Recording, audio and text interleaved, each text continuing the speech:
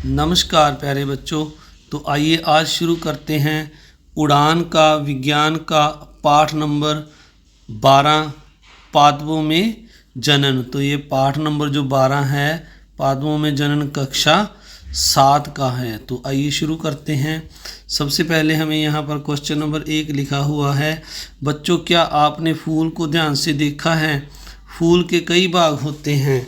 फूल से संबंधित निम्नलिखित प्रश्नों के उत्तर दो। तो हमने यहाँ पर जो प्रश्न ये लिखे हुए हैं इनके एक एक करके उत्तर देने हैं। तो पहला प्रश्न लिखा हुआ है, क्या आप पौधे में फूल का क्या कार्य है? यानी जो पौधे में फूल होता है वो क्या कार्य करता है? तो फूल जनन का कार्य करता है। इसमें निषेचन की क्रिया होती है, अंडाशय बनता है, फिर बीज बनता है। तो यह जनन का कार्य करता है। निम्न शब्दों को छांटकर चित्र पर अंकित करो। तो अब हमने ये जो शब्द लिखे हैं पंखुड़ी, अंडाशय, पुंकेसर, वर्तिका, बीजांड, इनको इस चित्र में लिखना है। तो मैं इसको थोड़ा सा जूम करता हूँ ताकि आपको और थोड़ा क्लियर हो जाए। तो ये जो प्यारे बच्चों यहाँ पर, तो अब देखिए जब ये जूम हो गया है तो इस पर सबसे पहले हमें यहाँ पर लिखा हुआ है पंखुड़ी। तो ये जो आपको पंखुड़ी है, इसमें ये जो गुलाबी रंग की आपको दिखाई दे रही हैं ये इसकी पंखुड़ी हैं। तो दूसरा यहाँ पर लिखा हुआ है अंडाशय।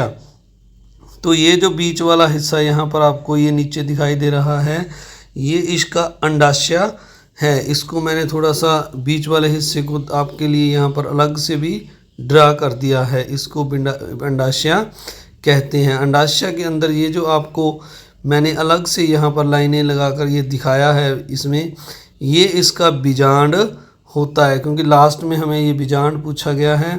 तो ये इसका जो है बीजांड वाला भाग यहाँ पर दिखाया गया है। ये बीजांड यहाँ इसके अंदर में बीजांड होता है। ये जो यहाँ पर लाइन लगा के मैंने आपको दिखाया है।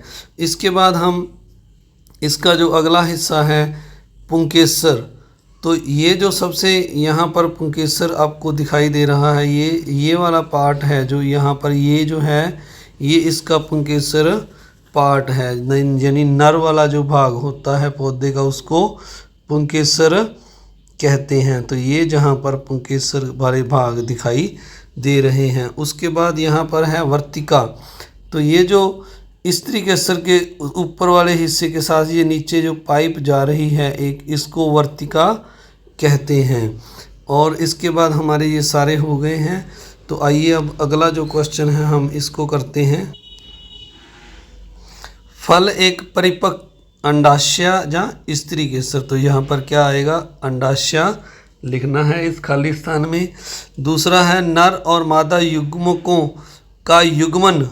जब ये नर और मादा युग्मक मिलते हैं तो क्या बनता है? युग्मनज बनता है। यानी पहले पर आपने टिक लगा देना है। इसके बाद हम सेकंड कार्यपत्र करते हैं।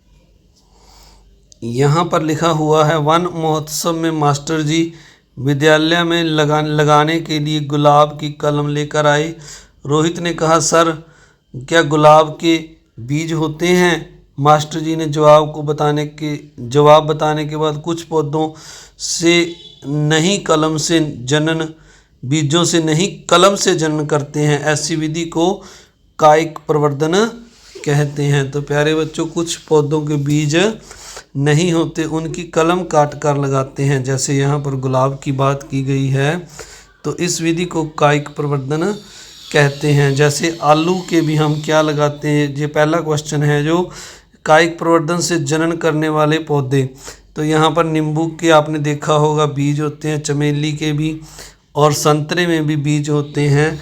तो जिनके बीज नहीं होते उनको कायिक प्रवर्धन द्वारा उगाते हैं। जैसे यहाँ पर आलू है तो आलू के ऊपर आपने देखा होगा जो आँखें होती हैं उसकी आँखों से हम आँखों को काट कर लगा देते हैं और उनसे बीज यानी उनसे पौधा निकल आता है।